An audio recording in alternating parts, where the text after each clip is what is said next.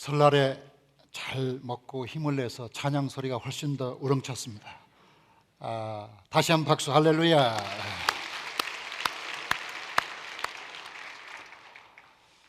여러분 명절을 잘 보내셨습니까? 아멘.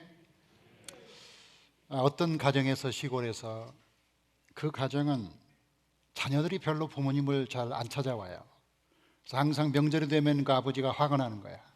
다른 집 식구들은 다 부모라고 찾아오는데 우리 자식들은 잘 오지도 않고, 화가 나서 전화를 했어요. 야 아들아, 나 네 엄마하고 이혼하려고 그런다. 아들이 깜짝 놀라가지고, 아버지 그러시면 안 되죠. 뭐가 그러면 안 돼? 40년 살았으면 됐어. 징글징글하다 이제. 네 엄마하고 못 살아? 아버지 그래도 안 되죠. 그러면 안 되기는 뭐 안 돼. 빨리 네 여동생한테 얘기해. 여동생한테 얘기했더니 여동생이 또 아버지한테 전화해가지고, 아빠 그러면 안 되죠. 엄마가 불쌍하잖아요. 불쌍하기는 무슨 불쌍해. 장가 시집 다 보내고 이제 우리도 마음껏 살고 싶은 데 살 거야. 알았지? 그러니까 막 딸이 막, 아빠 바로 내려갈게요. 걱정 마세요. 금방 내려갈게요. 그 얘기를 들은 아버지가 그 옆에 있는 아내에게 말했습니다. 여보, 작전에 성공했어. 애들이 온대. 냉큼 온대. 했다는 거죠. 얼마나 이 부모를 안 찾아보면 이렇게라도 해서 자녀들이 부모를 찾아오게 하려고 부모가 머리를 짜내고 작전을 짜냈을까, 그런 생각을 하는데, 여러분 가정은 아마 그런 가정이 없는 줄로 믿습니다. 정말 우리가 살아가면서 가족만큼 소중한 게 있을까요? 이 땅에서 만난 소중한 인연이 아닌가, 이런 생각을 합니다. 문제는 우리 가정이 점점 이렇게 파괴되고 있다는 게 문제입니다. 오늘 말씀은 바로 이 가정의 파괴의 한 모습을 보여주고 있는데, 가인과 아벨 형제 간의 사건이 나서 가정이 파괴되는 불행한 상황을 그려주고 있습니다. 먼저 이 가인과 아벨의 이름을 보면 이름이 조금 달라요. 가인이란 말은 송곳 혹은 작살이라는 말도 있습니다. 아주 무시무시한 말이죠. 가인이란 말. 아벨이라는 말은 하벨인데, 이 하벨이라는 말은 숨을 쉰다. 이 숨을 쉰다에서 이것이 형용사로 바뀌면 헛되다, 허무하다, 그런 뜻이 있어요. 왜냐하면 숨을 그치면 죽으니까. 그러니까 이 하벨이라는 이름 자체가 헛되다, 이런 뜻이에요. 그래서 두 사람의 이름을 놓고 보면 이 가인은 굉장히 강직하고, 그리고 아벨은 조금 부드러운 사람인 것을 느낄 수가 있어요. 그 다음에 이 사람들의 직장을 보면 가인은 농업하는 사람이고 아벨은 목축하는 사람이었어요. 자, 그런데 때가 되어서 하나님을 예배하게 됐는데, 이 가인은 자기 농산물로 밀이나 보리로 하나님께 예배하고, 그 다음에 이제 아벨은 자기가 목축하는 양을 잡아서 하나님께 예배했는데, 하나님이 아벨의 예배는 받았는데 가인의 예배를 안 받은 거예요. 이 가인의 예배를 안 받으니까 가인이 화가 나가지고, 이 동생 것도 안 받았으면 좋은데 동생은 받고 자기 건 안 받으니까 화가 나서 동생을 죽인 사건이 오늘의 사건입니다. 인류 최초의 범죄가 살인사건이고, 그것이 가족 사이에 일어났다는 점에 우리가 주목해야만 합니다. 자, 이 사건은 무엇을 의미할까요? 왜 그럴까요? 우리는 생각할 때 이런 생각합니다. 가인은 농사하는 사람이고 아벨은 목축하는 사람인데, 하나님이 아마도 농사하는 사람보다 목축하는 사람을 더 좋아하나 보다. 그러니까 그 뒤에 어린 양이 나오고, 예수님도 어린 양이라고 그러잖아. 그러니까 양을 치는 사람이 훨씬 하나님이 좋아하시는 사람인가 보다. 이렇게 생각한다면 그것은 조금 오해가 되겠습니다. 하나님은 어떤 직업을 가졌기 때문에 그를 좋아하고, 어떤 직업을 가졌기 때문에 싫어하는 그런 분은 아니라고 생각합니다. 다만 예배에 있어서 어떻게 예배드렸냐가 중요한데, 4장 3절 볼까요? 자, 세월이 지난 후에 가인은 땅의 소산으로 제물을 삼아 여호와께 드렸고, 땅의 소산, 밀이나 보리로 하나님께 예배했다는 겁니다. 자, 아벨의 사를 볼까요? 4절입니다. 아벨은 자기도 양의 첫 새끼와 그 기름으로 드렸더니 여호와께서 그 아벨과 그의 제물은 받으셨으나, 여기 중요한 말이 뭐냐면 아벨과 그의 제물이에요. 그의 제물보다 아벨이 먼저 나와요. 이 말은 가인은 땅의 소산으로만 예배를 드린 거죠. 밀이나 보리로 하나님께 예배 드린 거, 그것도 사실 고맙죠. 그런데 아벨의 예배는 그 제물보다 먼저 자기 자신을 드리는 그것에, 아벨과 그의 예물, 다시 말해서 그 자신을 산 제물로 하나님께 드리고, 덤으로 양을 드리든지 양의 무슨 새끼를 드리든지 했다는 거죠. 하나님이 보시는 것은 어떤 직업을 가지고 있느냐가 중요한 게 아니라 어떻게 드렸느냐, 어떤 마음으로 예배 드리느냐, 이게 중요하다는 거죠. 그래서 하나님이 아벨의 제사를 받으시고 가인의 제사를 받지 않았는데, 문제는 이 가인이 화가 나가지고 아벨을 죽였는데 이게 아벨 책임입니까? 자기 제사 안 받은 게 아벨 책임이냐고요? 아니잖아요. 그럼에도 불구하고 이 가인은 자기 동생을 죽였는데, 이 죽였다는 말을 히브리어로 보면 카타르라고 하는데 이건 보통 사람을 죽인다는 뜻이에요. 근데 여기는 할라그라는 말을 썼는데 이 말은 굉장히 잔인하게 죽이는 걸 말하는 거예요. 그래서 오늘 4장 9절을 보면, 8절을 보면 아벨을 쳐 죽이니라, 이 쳐 죽였다는 굉장히 잔인한 표현, 이 잔인한 표현이 하라그, 굉장히 무섭게 죽이는 거. 그래서 동생을 죽여도 어쩔 수 없이 죽이는 게 아니라 의도적이고 굉장히 무서운 흉기로, 아마 돌로 내쳤을 가능성이 있죠. 이렇게 자기 동생을 죽였는데 하나님이, 이 아담을 부르신 하나님이 가인을 불러서 묻기 시작합니다. 가인, 내 아우 어디 있느냐? 아벨이 어디 있느냐? 하고 물으시는 거죠. 지난주에 아담을 찾아오신 하나님이 지금은 또 아벨을 찾으시는 음성으로 우리에게 다가옵니다. 오늘 거룩한 민속주의를 맞이해서 우리가 우리 자신의 형제와 우리가 섬기게 될 가족들은 어디 있는가 하는 걸 생각하면서 이 말씀이 주는 첫 번째 의미는 우리에게는 우리가 돌볼 가족이 있다는 것을 깨우쳐주고 있다. 자, 가인과 아벨은 형제인데 이 형제가 서로 잘 지내야만 되는데 잘 못 지낸다. 여기 바로 문제가 있다는 거죠.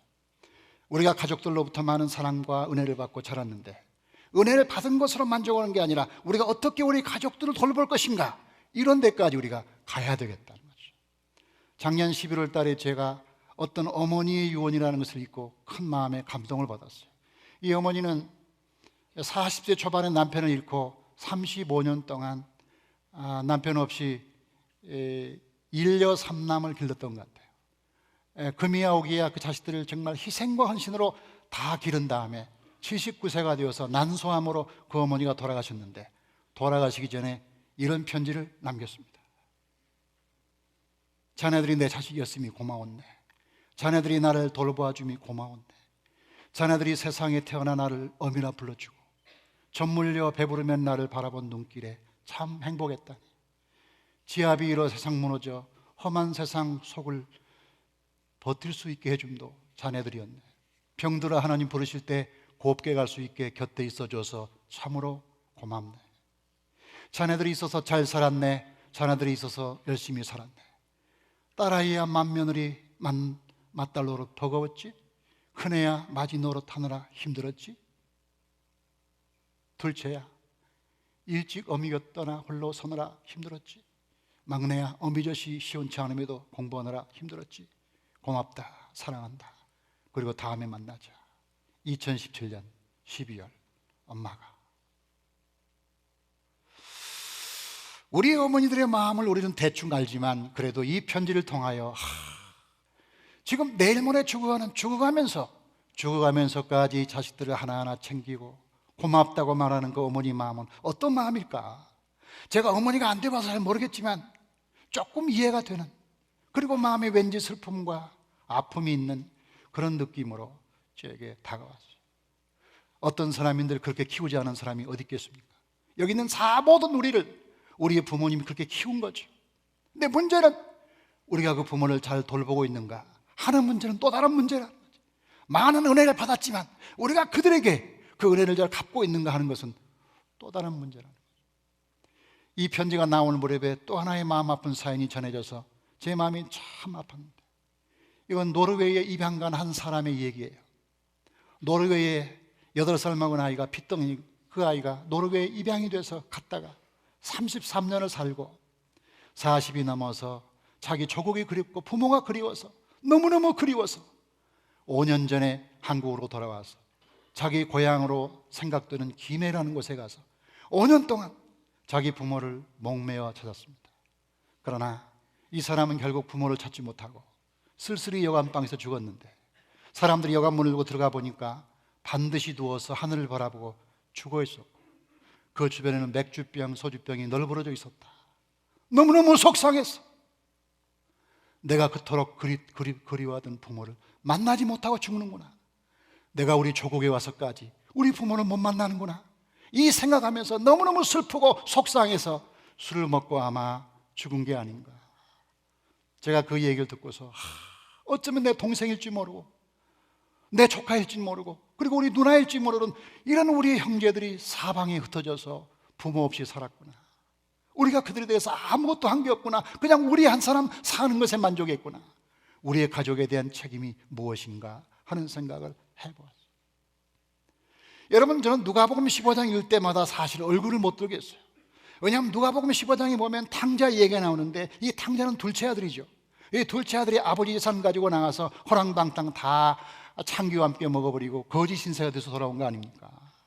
자, 이 사건인데 우리는 이 둘째 아들이 좋은 아들이라고 누구도 생각하지 않죠. 이 둘째 아들은 아주 나쁜 아들이에요. 그러니까 탕자라고 부르잖아요. 성경에 탕자라고 부르는 걔밖에 없어요. 그 친구는 아버지 재산을 다 밖에 나가서 허랑방탕 해먹었고 창기와 함께 먹어버리고 도덕적으로 탈선하고 돼지 쥐 없는 매먹는 인생 막장에서 더 이상 희망이 없는 삶을 살았던 것이죠. 그런데 중요한 건 뭐냐? 그에게 형이 있었다는 거 아닙니까? 형이 뭐 했습니까? 동생이 집 나갈 때 말렸습니까? 동생이 집 나가서 사는지 죽은지 모르는 상황에서 아버지가 늘 걱정하고 근심하는데 큰아들이 돼서 자기 동생 살았나 죽었나 알아봐야 할 거 아니에요. 어디에 있는가 찾아봐야 할 거 아니에요. 성경 어디에도 그 형은 자기 동생이 죽었나 살았나 관심도 없고 어디 있는 찾아본 적도 없고, 제일 가관인 것은 그 동생이 거짓 신세가 되어서 집으로 돌아왔는데 아버지는 자식이 돌아와서 불쌍해서 감사해서 잔치를 베풀었는데 이 형이 어떻게 했습니까? 성경 봅시다. 누가복음 15장 보니까 그가 노하여 들어가고자 하지 아니하거든 아버지가 나와서 권한대. 그가 노할 이유가 뭐가 있습니까? 만약에 노한다면 아버지가 노할 것이고, 재산을 죽냈다면 아버지 재산 죽는 것입니다. 명예를 실추시켰다면 아버지 명예를 실추시킨 것입니다. 형과는 아무 상관없는, 형이 노할 이유가 없는 거예요. 노할 이유가 뭡니까? 뭐 때문에 노하는 겁니까?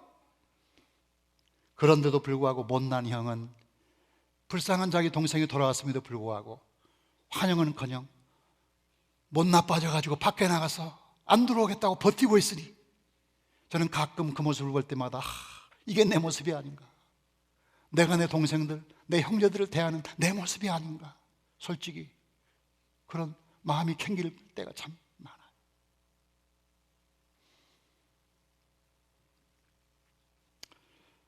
안도인이 쓴 연탄재 싫어하시나요?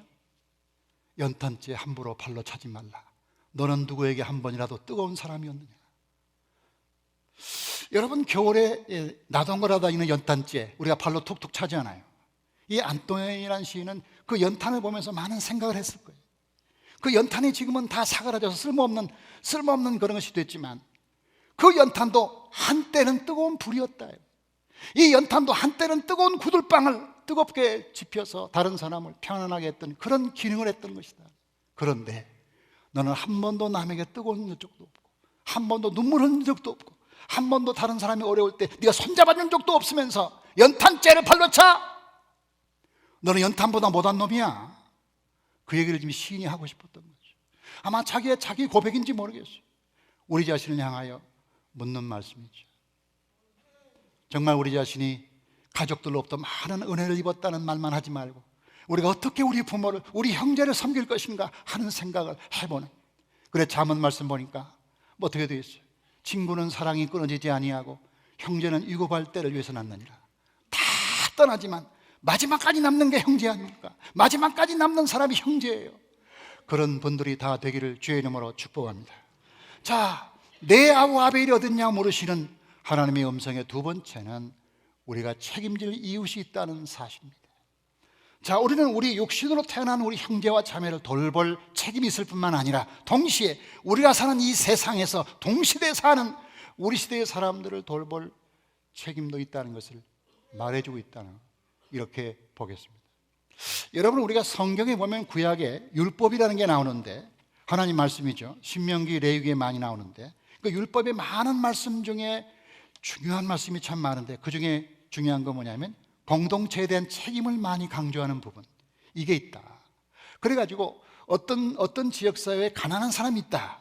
그러면 가난한 사람의 책임이 누구냐? 그 사람에게 있는 게 아니고 거기 같이 사는 사람에게 그 사람의 가난하게 된 책임이 있다고 이렇게 성경이 말하고 있는 거죠. 한번 신명기 봅시다. 신명기 말씀 보면 내 하나님 여호와께서 내게 주신 땅 어느 성읍에 있었든지 가난한 형제가 너와 함께 거주하거든 그 가난한 형제에게 내 마음을 완악하게 하지 말며 내 손을 움켜주지 말고 반드시 내 손을 그에게 펴서 그에게 필요한 대로 쓸 것을 넉넉히 구워주라. 다 같이 내 손을 펴라. 자, 우리가 가난의 문제에 대해서 논문 쓸 수 있어요. 가난이 어디서 왔는가를 연구할 수 있어요. 우리나라에 가난한 사람이 몇 명인가를 통계를 낼 수가 있어요.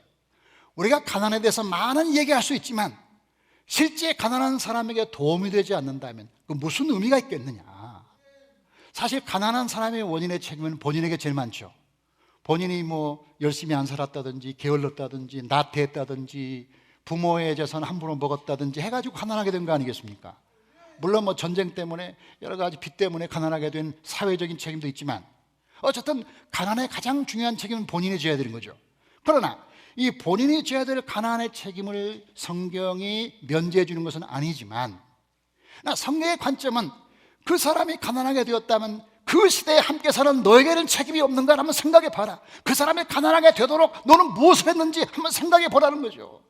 그러니까 그 사람이 가난하게 된 거에 대해서 네가 그냥 기도만 하고 말 게 아니라 네가 가지고 있는 것이 무엇인지 한번 꺼내서 다른 사람 것 주라고 소리치지 말고 네 것을 내놔라. 네 것을 내놔. 이렇게 말하고 있는 거죠. 그리고 우리가 11조라는 것을 많이 교회 안에서 종교적인 의미로 생각하지만 사실은 11조의 유래는 구제로부터 시작된 거라고 볼 수 있어요. 그래서 이스라엘의 11조는 세 가지가 있어요.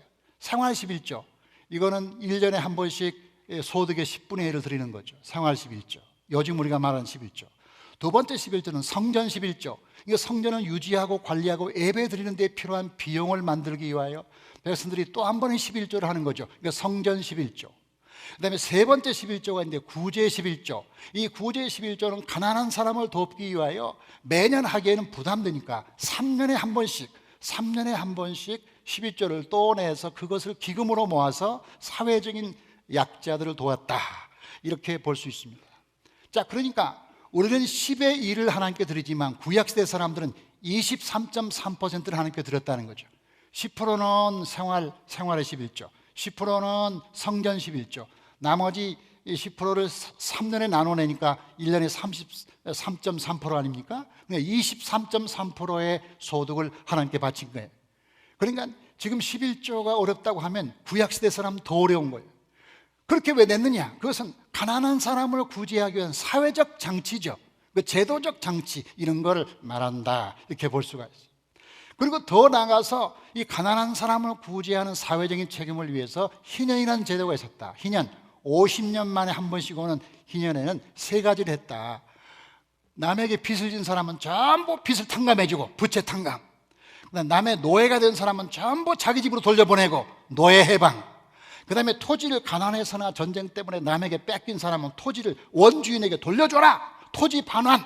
이 세 가지가 50년 희년 때는 반드시 이루어졌다. 이것은 뭐냐면 사회적인 부의 재평등, 서로가 가난을 나눠 갖는 그런 태도라고 볼 수가 있어요. 이게 성경적이다. 그런데 오늘날 이상하게 사람들은 자기 민족, 자기 나라, 하만을 위해서 사는 사람들이 많이 나타났다는 거죠. 저는 미국 대통령 트럼프의 정책을 잘 모르지만 그가 아메리카 퍼스트라고 말할 때, 미국 제일주의라고 말할 때 그 이해는 해요. 왜냐하면 그동안에 미국이 장자 입장에서 아니면은 또 뭐 세계 신분권으로 많은 비용도 내고 희생하고 군대도 보내고 애쓴 건 사실이죠. 그러니까 못 살겠으니까 우리도 이제 먹고 살아야겠다 한다면 이해가 되지만, 이거를 기독교적인 관점에서 기독교가 그러니까, 성경이 그러니까 하면서 소위 말하는 보수 우익 기독교인들이 그것이 성경적인 것처럼 주장하는 것에 동의할 수 없습니다. 성경적인 것도 아니고 성경에 그런 말 있지도 않아요. 어떻게 성경적이라는 말을 붙입니까? 나만 잘 살겠다는 것이 어떻게 미국 사람만 잘 살겠다는 입장이 성경적이겠어요? 그건 아니라고 생각해요. 어려우면 어렵다고 말하는 건 이해가 되지만 그걸 성경에 갖다 붙이면서 성경을 가지고 얘기하는 것은 아니라고 생각하고, 시대적인 역행의 조류에도 역행한다, 이렇게 생각을 합니다.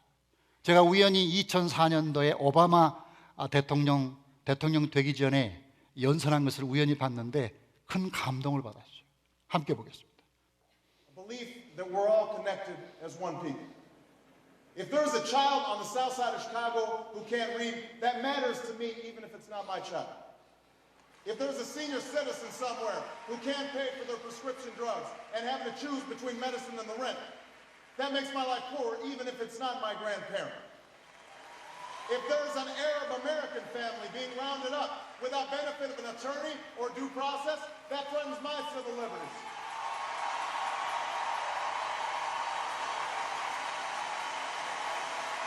It is that fundamental belief. It is that fundamental belief. I am my brother's keeper. I am my sister's keeper that makes this country work. It's what allows us to pursue our individual dreams and yet still come together as one American family. 자, 이 오바마의 연설을 영어로 다 듣지 못한 게 다행입니다. 그런데 이분이 했던 말을 다시 한번 정리해 봤습니다. 한번 볼까요? 자, 만일 시카고 남부에 글을 읽지 못하는 소년이 있다면 그 아이가 제 아이가 아닐지라도 그 사실은 제게 중요합니다. 만일 어딘가에 약값을 지불하지 못하는 노인이 의료비와 월세 중 하나를 택해야 한다면 그녀가 제 할머니가 아닐지라도 제 삶마저 가난하게 됩니다. 만일 어떤 아랍계 미국인이 정당한 법적 절차 없이 체포당했다면 그것은 제 시민권에 대한 침해입니다. 저는 제 형제를 지키는 자입니다.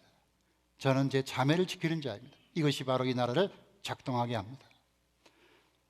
과연 이 오바마는 4년 후 2008년도에 미국 대통령이 되었고, 대통령 된 다음에 나름대로 최선을 다하여 본인의 철학을 실천하려고 애쓴 것으로 생각이 됩니다.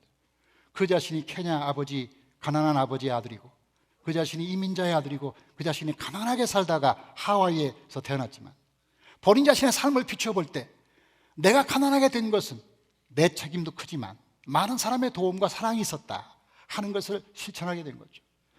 참 우리가 그 로힝야족이라는 사람들이 미얀마에서 100만 명이 쫓겨났다. 100만 명이 쫓겨나서 이 세상에서 가장 가난한 나라 벵글라데시에 가서 젖붙여 산다. 조금 부자 나라에 가면 좋을 건데 그나마 가난한 나라에 가서 먹고 살 게 없는 그 나라에 가서 100만 명이 물도 없이 전기도 끊기고 어려움 가운데 산다. 거기 선교 가자 했는데 별로 감동도 없고 그 나라 가난하게 사는 거 우리하고 무슨 상관이냐 한다면 우리는 내 형제를 지키는 자가 아니다. 우리는 자매를 지키는 자가 아니고 우리는 가인 같은 존재라고 봐야 되겠습니다. 남미에 가난한 사람이 있다. 남미의 가난이 우리와 무슨 상관이냐? 북한의 동포가 가난하게 산다. 우리와 무슨 상관이냐? 이렇게 산다면 그 사람은 자기 자신은 먹고 살만 하겠지만 그 사람은 정말 하나님이 기뻐하는 사람일까? 그 사람에게 정말 하나님이 형제와 자매를 주셨을까? 하는 생각을 우리가 해야 된다는 것이죠. 그래서 러시아 유명한 영상가 베르자예프가 이런 말을 했습니다. 나에게 빵의 문제는 물질적인 문제지만 이웃에게 빵의 문제는 영적인 문제다. 우리는 기도하고 금식해야만 영적이라고 생각하지만 이웃의 문제에 관심 가지고 사랑하는 것이 영적이다. 그게 진정으로 영적인 것이다. 하나님이 오늘 거룩한 명절에 우리 자신과 함께 사는 이웃들을 돌보는 그런 마음이 여러분에게 있기를 주의 이름으로 축복합니다. 그리고 오늘 말씀의 세 번째 중요한 것은 뭐냐면 우리에게 우리가 돌볼 사랑할 민족이 있다는 사실을 일깨워주고 있다. 가인에게 내 아우가 어디 있느냐 하는 질문은 우리에게 또 다른 종류의 질문을 하고 있는데 또 다른 네 민족은 어디 있냐고 묻고 있다고 저는 생각을 해요. 이번에 평창에 우리 많은 북한 동포들이 왔는데 거기 응원단으로 오기도 하고 예술단으로 오기도 하고 또 뭐 선수로 오기도 하고 또 뭐 정치인들이 오기도 했죠. 근데 많은 사람들이 갈렸잖아요. 어떤 사람은 아주 기분 나쁘다. 공산당들이 왔구나. 그래가지고 화형식을 하는 사람도 있었고 얼마나 속이 시원하겠어요. 예. 그리고 또 어떤 사람은 또 반대로 안 됐다. 우리나라 노래 부르는 거 보니까 우리 민족은 맞네. 그러면서 노래 부를 때면 눈물 흘리는 사람도 있었고 또 어떤 사람은 야 속지 마. 저 사람들 웃지 마라. 지금 미소 속에 담긴 핵과 미사일을 지금 만드는 시간을 벌고 있는 중이야. 절대 속으면 안 된다고 경각심을 불러일으키는 사명을 가진 그런 사람도 있고 뭐 여러 종류의 사람들이 있는데 공통점은 복합적인 감정, 이런 감정 저런 감정을 다 사람들이 다 여러분도 가지고 저도 갖고 가졌을 것이라는 것입니다. 그들이 누구든 한 가지는 분명한데 그들이 우리 동포라는 사실은 변함이 없다는 거죠. 가인과 아벨에게 많은 문제가 있고 서로 다툴 일이 있었지만 한 가지 분명한 것은 가인과 아벨은 형제라는 사실, 이 사실만큼은 변함이 없는 줄로 믿습니다. 우리가 예서와 야곱의 얘기를 보면 예서와 야곱이 사이가 별로 안 좋았어요. 20년 동안 떨어져 살면서 서로 만나지도 못했어요. 뭐 서로 마음속에 상처를 주고받고 했죠. 그런데 20년 후에 약복강에서 만났던 야곱과 에서, 그 야곱과 에서가 약복강에서 만나가지고 화해를 이뤘지 않습니까? 그 장면을 보시죠. 그 장면을 보면 이렇게 나옵니다. 또 너희는 말하기를 주의 종 야곱이 우리 뒤에 있다 하라 하니 이는 야곱이 말하기를 내가 내 앞에 보내는 예물로 형의 감정을 푼 후에 대면하면 형이 혹시 나를 받아주리라 함이었더라. 이 야곱은 굉장히 머리가 좋은 친구죠. 그래가지고 20년 동안 형을 만나기 전에 먼저 예물로 형의 분위기를, 기분을 푼 다음에 만나려고 예물을 먼저 보낸 겁니다. 예물을 보내면서 했던 말인데, 이 말이 우리말로는 그냥 이렇게 표현되죠. 우리말로는. 근데 히브리어 원문으로 보면 이 한 절 속에 얼굴이라는 단어가 4번 나온다. 파님, face, 얼굴이라는 단어가 4번 나오는데 어디 나오느냐, 이걸 분석해 제가 봤어요. 내 앞에라는 단어에 내 얼굴로, 이런 뜻이고, 형의 감정을 푼 후, 이 말은 형의 얼굴을 푼 후, 대면하면, 얼굴로 보면 나를 받아주리라는 말도 원문에는 내 얼굴을 받아주리라 라고 표현되어 있다. 우리말로는 얼굴이라는 뜻이 나타나지는 않지만 이 말은 얼굴과 얼굴로 연결된 말이라는 거죠. 그럼 이 말을 다시 말하면 야곱이 에서를 만나는 것은 얼굴과 얼굴을 만나는 거죠. 여러분, 사랑하면 보고 싶어요. 사랑하면 보고 싶은 겁니다. 사랑하면 얼굴만 봐도 막 가슴이 설레입니다. 근데 미움은요, 얼굴 되게 보고 싶지 않아요. 교인 가운데 서로 사이가 틀어지면요 절대 같이 안 앉습니다. 여러분, 제 앞에 그 사람이 앞에 있는 걸 확인한 다음에 저 뒤에, 모퉁이 뒤에 앉아 있다가 살짝 사라지죠. 오늘도 그런 사람이 없기를 제가 바랍니다. 어쨌든 사이가 안 좋으면 얼굴 보고 싶지 않고요, 사이가 좋으면 얼굴 보고 싶은 거예요. 얼굴 보려고 우리는 사랑하고 그러는 거죠. 그 사랑이 뭐냐? 얼굴 보는 거예요. 그럼 화해가 뭐냐? 안 보던 얼굴 보는 거예요. 안 보던 얼굴 또 보는 거예요. 그러면 영원히 안 보고 살 거면 몰라도, 영원히 안 보고 살 사이란 몰라도, 우리가 어차피 운명적으로 만나야 되고 얼굴 보고 살아야 된다면 자주 보는 게 좋지 않느냐? 자주 보는 게 좋지 않느냐? 그런 얘기죠. 근데 아주 중요한 키워드가 여기 나와요. 자, 창세기 32장에 보면 이 에서와 야곱이 얼굴과 얼굴로 만나, face to face, 얼굴과 얼굴을 서로 대면하고 만났다는 말이죠. 그런데 32장 10절에서 성경이 말하기를 바로 그것이 분이엘이다라고 말하고 있대. 분이엘이라고 했는데, 분이엘이라는 것은 하나님의 얼굴이라는 뜻이에요. 그러므로 야곱의 그곳 이름을 분이엘이라 하였으니 그가 이르기를 내가 하나님과 대면하여 보았으나 내 생명이 보존되었다 함이더라. 이 분이엘이라는 말은 face of God, 하나님의 얼굴이라는 말이죠. 자, 그런데 야곱과 에서가 서로 얼굴을 마주친 것밖에 없는데 하나님의 얼굴이라는 이름을 붙였다. 아니, 하나님이 왜 나와요 거기에? 야곱과 에서가 만났을 뿐인데, 단지 야곱과 에서가 서로 감정을 풀고 좀 잘해보자고 만났을 뿐인데 거기 갑자기 하나님의 이름이 나오는 이유가 뭘까 하는 걸 제가 생각을 많이 해봤어요. 이게 우연한 일일까 하는 생각하면서 제가 이렇게 물었어요. 하나님의 얼굴은 어디서 보는 것이냐? 우리 믿는 사람에게 하나님의 얼굴은 어디 있는 것이냐? 우리가 기도할 때 하나님 얼굴을 만나죠. 금식하면 하나님 얼굴 더 잘 볼 수 있어요. 미안한 말이지만 돌아가시면 천국에서 제대로 봐요. 하나님 얼굴은 날마다 볼 거예요. 그러면 우리가 하나님 얼굴을 보려고 돌아가십니까? 아니잖아요. 이 세상에서 하나님의 얼굴은 어디 있느냐? 제가 이렇게 썼습니다. 평소에 원수처럼 지내고 실제로 그 사람 때문에 많은 상처를 입어 다시는 만나고 싶지 않지만 그래도 용기를 내서 내 얼굴을 드러내고 그의 얼굴을 찬찬히 바라볼 때 그 얼굴을 통해 우리는 하나님을 봅니다. 아멘. 우리가 하나님을 보는 방법에 있어서 많은 신비적인 방법, 환상 가운데 하나님 얼굴을 봤다는데, 물론 그 방법도 하나님 얼굴을 보여주는 방법이지만 우리가 미워했던 사람들, 우리가 좋아하지 않았던 사람들, 그 사람 때문에 상처받고 다시는 안 만나고 싶고 그 사람만 생각하면 이가 갈리고 그 사람 때문에 3부 예배 나오려다가 2부 예배 나오고, 이런 사람들 때문에 속상하지만 그래도 기도하다가 그래도 하나님이 보내신 내 형제니까 내가 그를 위해서 기도하고 만나야지.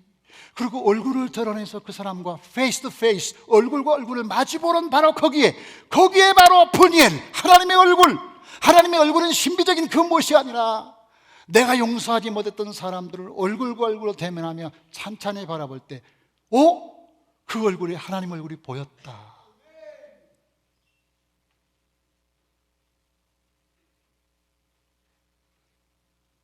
창세기 33장입니까? 그 뒤에 가면 야곱이 에서를 만났다 이렇게 말해요. 야곱이 이르되 그렇지 아니하니하다. 내가 형님의 눈앞에서 은혜를 입었사오면 청하건대 내 손에서 이 예물을 받으소서. 내가 형님의 얼굴을 배운즉 하나님의 얼굴을 본 것 같사오며 형님도 나를 기뻐하십니다. 저는 이 구절을 읽으면서 오랫동안 야곱이 굉장히 간교한 놈이고 아주 잔재주가 많고 잔머리를 많이 쓰는 사람이라 형님의 기분을 좋게 하려고 형님 보면서 하나님 얼굴을 본 것처럼 했다고 이런 식으로 말하는구나, 이 교활한 놈 하는 생각을 했는데, 요즘 그 말씀을 가만히 읽어보니까 그 말씀에 상당히 의미가 있다. 자, 야곱과 에사가 서로 사이가 안 좋았잖아요. 만나고 싶지 않아요. 웬만하면 안 만나고 싶어요. 웬만하면 안 만나고 싶은 사람이에요, 두 사람은요. 에서 입장에서는 자기를 속이고 떠났고, 야곱 입장에서는 왼수 같고 이 에서가 있으므로 자기가 불안하니까 안 만나면 좋아요. 안 만날수록 좋은 사람이에요. 그러나 형제고 하나님이 은혜를 주셔서 약복강에서 기도하다가 하나님이 감동하셔서 만나야겠다고 만나보니까 그게 아니야. 만나보기 전에는 왼수 같았어. 근데 만나보니까 달라졌어. 만나보니까 하나님의 얼굴이 거기에 보인 거야. 만나기 전에는 절대 안 보여. 만났어 보인 거야. 만나니까 보이는 거야.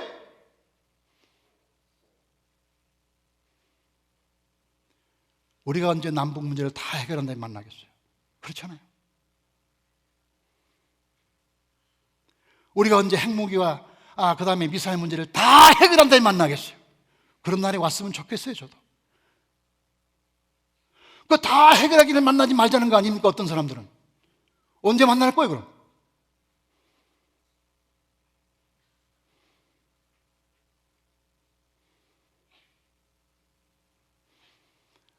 만나니까 하나님 얼굴이 보이잖아요. 만나니까, 다 같이 만나니까, 만나다 보면 민족의 마음이, 사랑의 마음이, 형제의 마음이 생겨나고 뭐 다른 것도 용서가 되고, 그렇게 해서 점점점 시간이 가다 보면 조금씩 좋아지고 점점 좋아질 거 아니냐.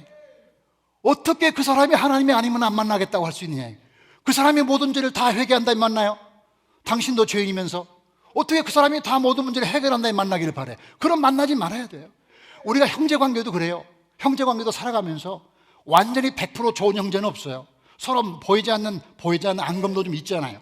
그 앙금 다 해결하면 만나면 언제 만나겠어? 형제들이 만나다 보면 없어지는 거지. 왜 해결 안 되면 만나려고 그래? 아멘.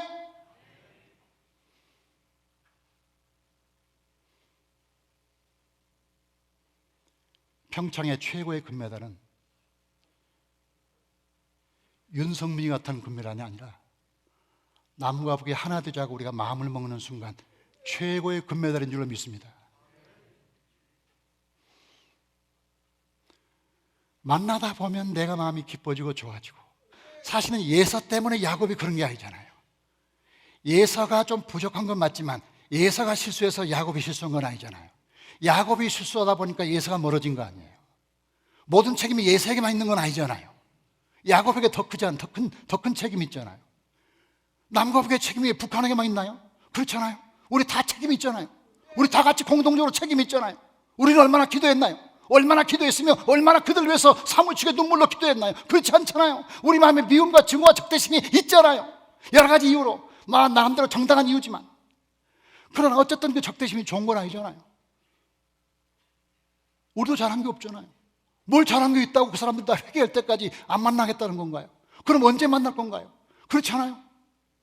만나다 보면 형님의 얼굴에서 하나님 얼굴을 봅니다. 자꾸 그러면서 가까워지면서 나중에 에서와 야곱이 같은 세겜에 살면서 사이좋게 살고 서로 행복하게 살고 후손을 낳고 살았잖아요. 이게 야곱의 얘기잖아요.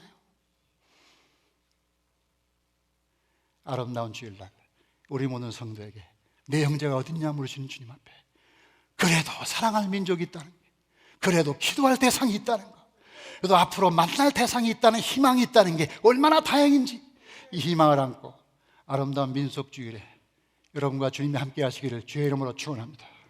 하나님 아버지 감사합니다. 거룩한 민속주일에 모든 백성이 고향을 찾아 가족을 만나는 아름다운 시간에 우리에게 내 아우는 어디 있냐고 물으시는 주님, 우리가 자주 잊고 사는 우리의 가족들에 대한 우리의 책임이 무엇인가를 다시 한번 되돌아보게 하시니 감사합니다. 하나님, 우리가 가족과 함께 살고 있다는 그것만 가지고 충분하지 않습니다. 우리가 그들에게 어떻게 할 것인가를 생각해 보는 시간이 되게 하여 주시옵소서. 탕자의 비유에 나오는 형처럼 그렇게 자기만 생각하는 우리가 아닌지 우리 자신을 스스로 돌아보게 됩니다. 하나님, 우리에게 더욱더 은혜를 허락해 주시어서 가족들에 대한 우리의 사랑을 더 크게 하여 주시옵시고, 가족을 넘어서서 우리가 사는 세상에 대한 책임도 우리에게 있다는 사실을 기억하게 하여 주시옵소서. 하나님 아버지, 세상의 가난에 대해서 우리가 그들을 도울 책임이, 세상의 불행에 대해서 우리가 함께 울어줄 책임이, 세상의 불의에 대해서 우리가 말해야 할 책임이 우리에게 있다는 사실을 날마다 기억하게 하여 주시옵소서. 또한 우리에게 또한 민족에 대한 사랑도 필요하다는 것을 알게 하여 주시옵소서. 가인과 아벨의 문제가 많았지만 형제였듯이, 에사와 야곱이 많은 다툼이 있었지만 그래도 형제였듯이, 우리가 사실 변할 수 없는 사실은 우리가 형제라는 사실 아닙니까? 이 사실 앞에 우리가 어떻게 할 것인가를 고민해야 될 것이라고 믿사오니, 하나님 아버지, 만나면서 하나님의 형상을 그들을 통해서 보게 하시고 형제의 얼굴에서 하나님의 얼굴을 보는 은총을 우리에게 허락하여 주시옵소서. 우리 자신을 돌아보며 더 많은 사랑과 더 많은 우애와 더 많은 화해의 마음을 우리에게 허락하여 주시옵시고, 그리하여 변화된 세상에 하나가 된 아름다운 조국이 되도록 주님 도와 주시옵소서. 축복하심을 감사드리며 우리 주 예수 그리스도 이름으로 기도하옵나이다. 아멘.